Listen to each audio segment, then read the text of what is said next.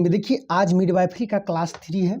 Class 1 और class 2 जो नहीं देखे हैं जाकर के क्लास 1 और क्लास 2 भी देख लीजिए। यदि एक सीट पक्का करना है एएनएम में तो आपको मिडवाइफरी का क्लास छोड़ना नहीं है, ठीक है। और हाँ, जो भी सिस्टर इसे देखते हैं, देखने के बाद पसंद आए तो लाइक और कमेंट जरूर कीजिए।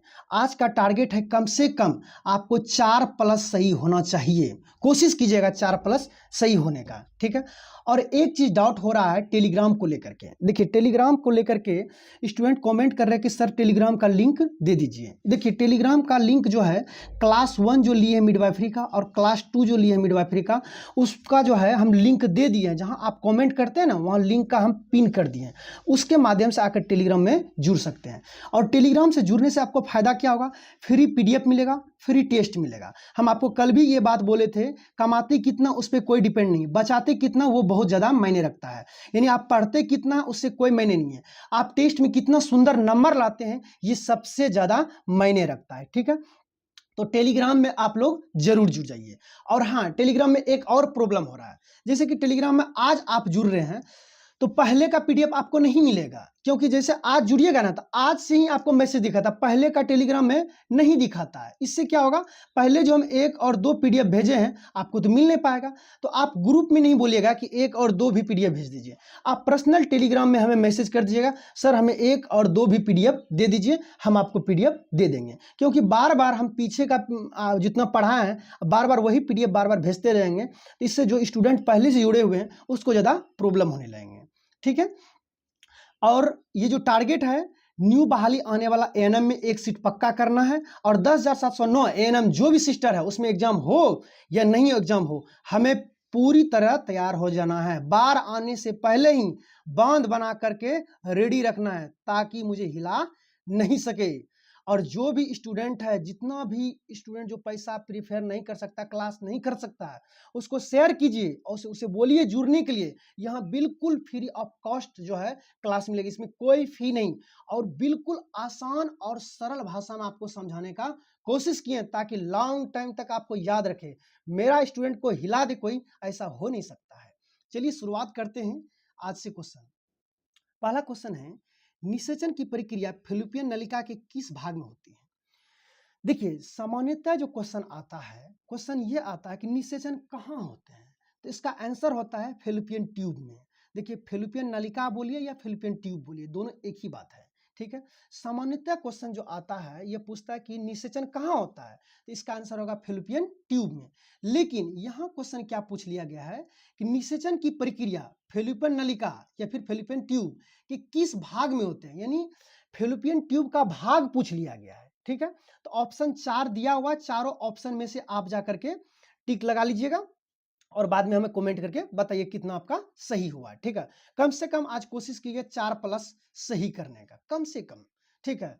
वैसे तो आप नहीं जानते हैं तो सीखने का कोशिश कीजिएगा। चलिए इसे हमें जानने के लिए कि किस भाग में होता है, थोड़ा सा हमें डिटेल और पिक्चर को देखना बेहद ही जरूरी है ताकि आपको लॉन्ग टाइम याद रहे। देखिए इस पिक्चर को आप गौर से देखिए, ये है आपका फैलोपियन ट्यूब और इधर भी आपका है फैलोपियन ट्यूब। सामान्यतः क्वेश्चन पूछता है कि निषेचन कहाँ होता है, सीधा मारिएगा फैलोपियन ट्यूब में। लेकिन यहाँ क्वेश्चन पूछ लिया फैलोपियन ट्यूब के किस भाग में, और ये है आपका ओवरी, ठीक है। और ये है आपका यूट्रस। धीरे धीरे नाम भी याद करते चले जाना है ताकि आपको याद रहे, ठीक है। अब हमें फैलोपियन ट्यूब के किस भाग में पूछा गया है तो स्पेशल हमको फैलोपियन ट्यूब लेके पढ़ना पड़ेगा। इस भाग को हम अलग से पिक्चर लेकर के रखे हैं। चलिए हम स्पेशल फैलोपियन ट्यूब में देखिए, ये है आपका फैलोपियन ट्यूब, ठीक है। फैलोपियन ट्यूब सामान्यतः क्वेश्चन पूछता है निषेचन कहाँ होता है तो फैलोपियन ट्यूब में, लेकिन पूछ लिया भाग। देखिए फैलोपियन ट्यूब को 4 भागों में बांटा गया है। 4 भाग में से ध्यान दीजिएगा, आप देख सकते हैं 4 भाग।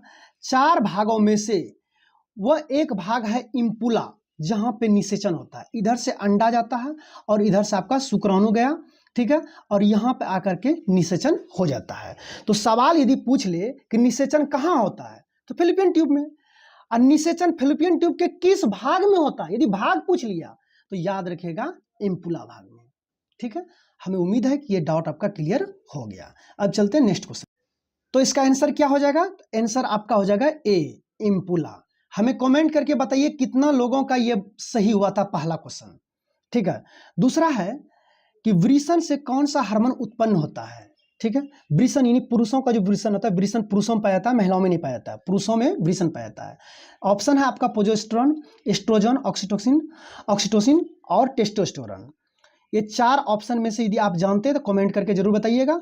अब हम आपको समझा देते हैं। देखिए, प्रोजेस्टेरोन जो है ये महिलाओं में केवल स्रावित होता है, एस्ट्रोजन भी केवल महिलाओं में स्रावित होता है, ऑक्सीटोसिन भी ये केवल महिलाओं में स्रावित होता है।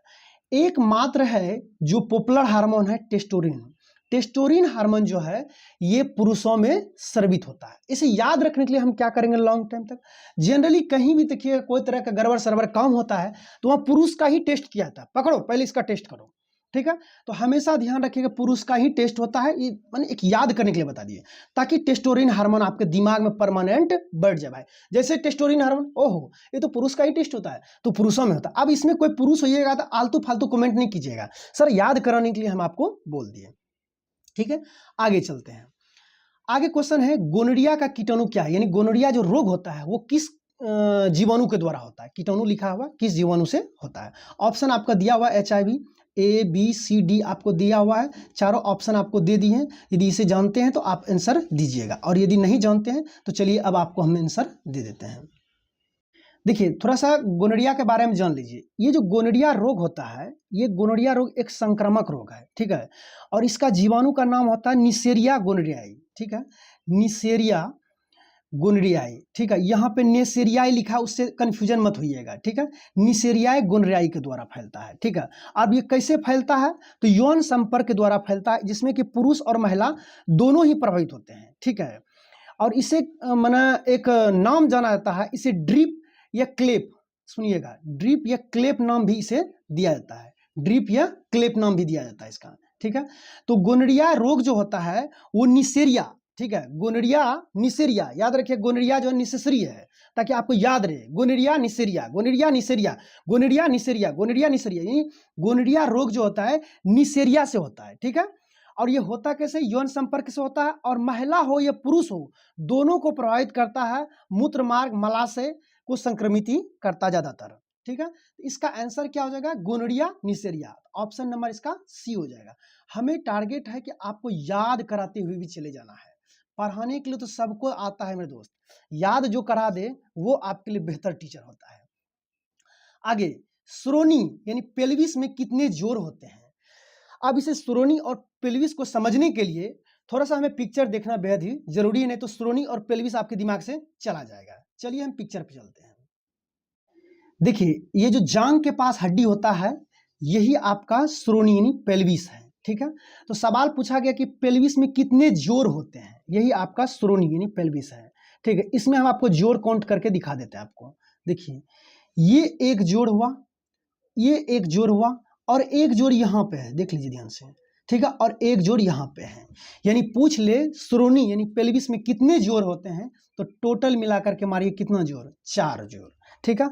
और इसका यदि व्यास पूछ ले इधर से इधर तक, इसका व्यास इधर से इधर तक होता है 13 सेंटीमीटर तक, जो कि नेक्स्ट क्वेश्चन में हम कवर किए हैं। चलिए उसे क्वेश्चन को हम देख लेते हैं। हमें उम्मीद है जो आपका जांघ के पास हड्डी होता है ना, वही हड्डी है ये, ठीक है, श्रोणी यानी पेल्विस। इसमें कितने जोड़ होते हैं, 4 जोड़ होते हैं, 1 2 3 4। हमें उम्मीद है कि आपको याद, इससे संबंधित और भी क्वेश्चन पूछा जाएगा जिसे बाद में हम कवर करेंगे। चलिए फिलहाल जितना क्वेश्चन पूछा गया उसे हम कवर किए हैं। तो इसका आंसर क्या हो जाएगा, आंसर हो जाएगा 4 जोड़, ठीक है। 4 जोड़ पाए जाते हैं पेल्विस यानी श्रोणी में कितने जोड़ पाए जाते हैं, 4 जोड़। आगे है श्रोणी यानी पेल्विस में निकास द्वार का अनुप्रस्थ व्यास कितना होता है। अभी तुरंत आपको हम पिक्चर में दिखाए थे, इस तरह का पिक्चर था, यहां से यहां तक का जो रहता है व्यास, यही व्यास पूछा गया। इसका व्यास होता है 13 सेंटीमीटर। इसका आंसर क्या हो जाएगा, ए हो जाएगा। अभी तुरंत हम पिक्चर पीछे दिखाए थे। आगे बढ़ते हैं। आगे है मानव शरीर में किस ग्रंथि को मास्टर ग्रंथि कहा जाता है। ये बहुत पॉपुलर क्वेश्चन है, ठीक है। मास्टर ग्रंथि किसे कहा जाता है, तो याद रखिएगा इसे पिट्यूटरी ग्रंथि को, हिंदी में इसे पीयूष ग्रंथि भी कहते हैं, ठीक है। थोड़ा सा हम पिक्चर में आपको दिखा देते हैं ये पिक्चर में कहाँ पाया जाता है।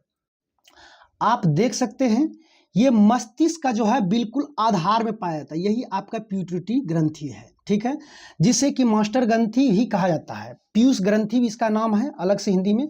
अक्सर पीयूष ग्रंथि भी कई बार क्वेश्चन पूछा गया है कि मास्टर ग्रंथि किसे कहते हैं। इंग्लिश में उसे पिट्यूटरी ग्रंथि, हिंदी में उसे पीयूष ग्रंथि भी कहते हैं। इसके ऊपर में हाइपोथैलेमस है, यहाँ पे आपका हाइपोथैलेमस है और ये आपका पिट्यूटरी ग्रंथि है। अब इसे मास्टर ग्रंथि क्यों कहा जाता है इसके बारे में जानते हैं। देखिए, इसे मास्टर ग्रंथि इसलिए कहा जाता है, इसका वजह है जितना भी अंतःस्रावी ग्रंथि होता है, जितना भी अंतःस्रावी ग्रंथि होता है सबको ये कंट्रोल करके रखता है, सबको ये नियंत्रित करके रखता है, इसीलिए इसे मास्टर ग्रंथि भी कहा जाता है। ठीक है, मास्टर ग्रंथि कहे जाने का कारण क्या हुआ, जितना भी अंतःस्रावी ग्रंथि है सबको ये क्या करता है, कंट्रोल करके रखता है, यानी नियंत्रित करके रखता है, इसीलिए इसे अंतःस्रावी ग्रंथि का मास्टर ग्रंथि भी कहा जाता है। इसका वजन के बारे में भी क्वेश्चन कई बार पूछा गया है। जनरली कंपटीशन का बुक यदि आप पढ़िएगा, जो लूसेंट वगैरह सब आता, उसमें आपको इसका वजन को लेकर के 0.6 ग्राम दिया गया है। ठीक है, लेकिन जब कभी आप टेक्स्ट बुक का आप मारिएगा टेस्ट, तो उसमें आपका एक अनुमानित वजन 0.5 ग्राम, दोनों ऑप्शन में नहीं रहता है, या तो 0.6 ग्राम रहेगा ऑप्शन में, या तो 0.5 ग्राम रहेगा। एक सटीक आंसर यदि देखा जाए तो एक अनुमानित वजन इसका 0.5 ग्राम है। ठीक है, लेकिन कंपटीशन का बुक पढ़िएगा तो उसमें 0.6 ग्राम दिया रहता है। दोनों आपको ऑप्शन में कभी नहीं मिलेंगे, क्योंकि पॉइंट को लेकर के ज्यादा उतना उलझन नहीं होता है। ठीक है, तो समझ गए मास्टर ग्रंथि किसे कहते हैं, पिट्यूटरी ग्रंथि, जिसे पीयूष ग्रंथि भी कहते हैं। ये मस्तिष्क के आधार में पाए जाते हैं। ठीक है, इसका वजन 0.6 ग्राम होता है, और इस 0.6 या फिर 0.5 इसे मास्टर ग्रंथि इसलिए कहा जाता है कि सभी जितना भी अंतःस्रावी ग्रंथि है सबको यह कंट्रोल करके रखता है, ये नियंत्रित करता है। आगे बढ़ते हैं, कहता है ग्राफियन फॉलिक कहाँ पाया जाता है। ग्राफियन फॉलिक जो है ये अंडाशय में पाया जाता है, यानी ओवरी में। अभी तुरंत आपको हम बताए थे, इधर आपका फिलिपियन ट्यूब इस तरह से करके है, उतना पिक्चर के बारे में माहिर तो हम नहीं है। ठीक है, और हम पिक्चर में ही दिखा देता है आपको, यहाँ पे पाया जाता है। देखिए यहाँ पे पाया जाता है ओवरी, यहीं पे पाया जाता है। ठीक है, ओवरी में यानी अंडाशय में पाया जाता है। तो इसका आंसर क्या हो जाएगा कि ग्राफियन फॉलिक कहाँ पाया जाता है, तो मारिएगा अंडाशय यानी ओवरी में। ठीक है, आगे बढ़ते हैं। आगे है पुरुष जनन अंग है, पुरुष का जो प्रजनन अंग है वो कौन सा है। तो अभी तुरंत आपको बताए थे, पुरुष प्रजनन अंग जो है ब्रिसन यानी टेस्टिस होता है, और इसी से टेस्टोस्टेरोन हार्मोन स्रावित होता है। ठीक है, पुरुष प्रजनन अंग। आगे प्लेसेंटा का कार्य क्या होता है, कल भी हम आपको प्लेसेंटा के बारे में डिटेल से बताए थे कि ये है बच्चा। ठीक है, और उसी के बगल में रहता है प्लेसेंटा, और एक गर्भनाल होता है। ठीक है, गर्भनाल के माध्यम से यहाँ भोजन जाता है, लेकिन भेजता कौन है, ये प्लेसेंटा भेजता है। तो प्लेसेंटा का काम क्या होता है, पोषण को प्रदान करना, शोषण की क्रिया, उत्सर्जन की क्रिया, यानी शोषण की क्रिया हो या उत्सर्जन की क्रिया हो बच्चे में, ये सारा काम कौन करता है, प्लेसेंटा कार्य करता है। ठीक है, तो इसका आंसर क्या हो जाएगा, उपर्युक्त सभी। प्लेसेंटा का कार्य क्या क्या होता है, पोषण प्रदान करना, शोषण, उत्सर्जन, उपर्युक्त सभी।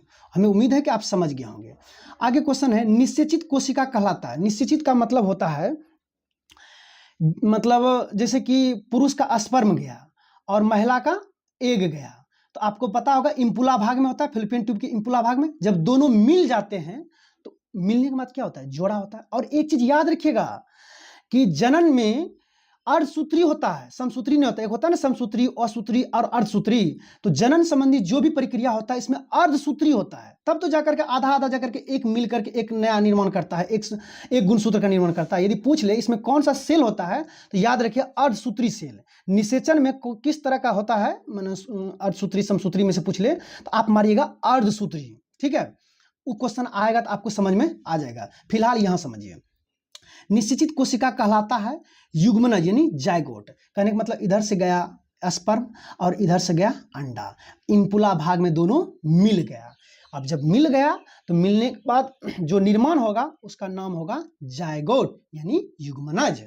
ठीक है, और यदि पूछ ले जनन संबंधी में किस तरह का विभाजन होता है सेल, तो याद रखिएगा अर्धसूत्री। ये क्वेश्चन एक्स्ट्रा बता दिए जो बहुत बार क्वेश्चन पूछा गया है। हमें उम्मीद है कि वीडियो आपको अच्छा लगा होगा। लाइक, कमेंट और शेयर, खास करके उन स्टूडेंटों को जो पैसा एफर्ट नहीं कर सकते हैं उसे जरूर शेयर कीजिए मेरे दोस्त। ईमानदारी से शेयर कीजिए, लेकिन लोगों को शेयर कीजिए ताकि एक गरीब स्टूडेंट का भला हो सके। एक सीट आपको लेना ही लेना है, चाहे जैसे भी हो।